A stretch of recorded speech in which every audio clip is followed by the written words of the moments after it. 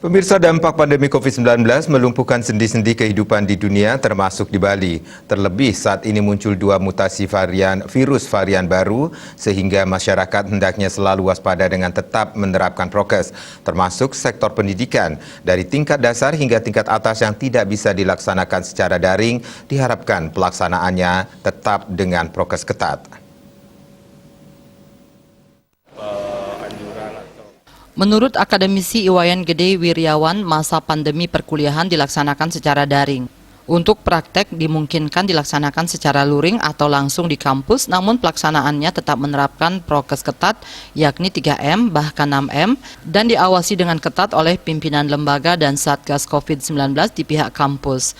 Menurut akademisi yang juga wakil rektor 1 Universitas Mahasaraswati Denpasar ini, penerapan prokes penting untuk mengantisipasi terjadinya klaster baru COVID-19. Karena adanya kebijakan adaptasi kebiasaan baru yang juga diberikan juga kemungkinan untuk melakukan kuliah atau praktek-praktek secara luring.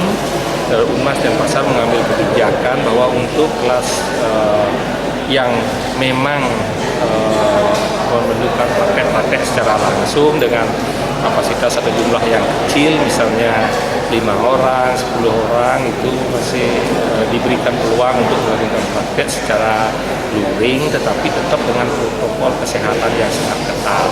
Itu pun betul-betul mendapat pemantauan yang intensif dari pihak pimpinan, karena memang kita di Unmas Denpasar itu ingin melaksanakan prokes itu secara ketat agar tidak menjadi klaster. Jika sebelumnya untuk memutus pandemi COVID-19, masyarakat diwajibkan menerapkan 3M, yakni mencuci tangan, menjaga jarak, dan memakai masker, kini masyarakat termasuk dunia pendidikan menambah 3 hal yang wajib dilakukan.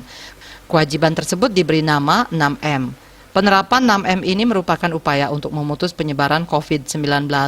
6M ini meliputi memakai masker standar dengan benar, mencuci tangan, menjaga jarak, mengurangi bepergian, meningkatkan imun, dan mentaati aturan.